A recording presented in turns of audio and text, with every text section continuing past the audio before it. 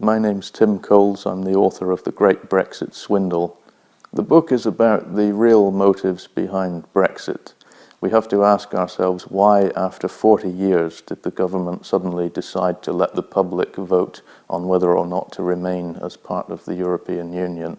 That immediately should raise questions about their true motives, because the government had held off giving the public a vote. So what I found in my investigation was that very wealthy groups, particularly in the hedge fund sector, want to cause chaos. They want to promote an economic agenda called neoliberalism, which essentially involves deregulating markets. Hedge funds can make a lot of money through chaos and through market instability.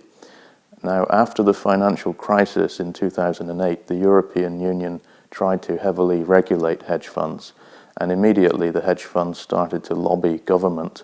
Now, this coincided with a core of free marketeers, neoliberalists, within the British Conservative government, who have always been Eurosceptic and always wanted to exit the European Union. So I think these two main factors coincided and led them to give the public a vote on whether or not to remain. And the purpose of this was to give it a veneer of democracy, when in fact a core sector wanted to leave the European Union anyway for their own selfish interests. The organisations that stand to gain from Brexit are the financial markets, particularly hedge funds, but also companies that want to expand into the so-called developing countries like China, where there's growing markets, Brazil, India. There's a lot of resources there in terms of human resources. These countries have large populations which, in the words of the government, can be exploited for our own interests. The media are very much close to government. A lot of reporters are around the parliament.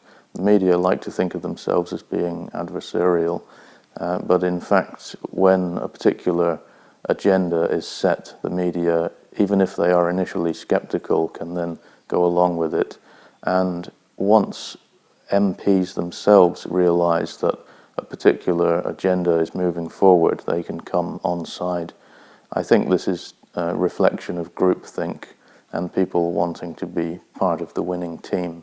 There are, however, still critics of Brexit, particularly the way in which it's being handled.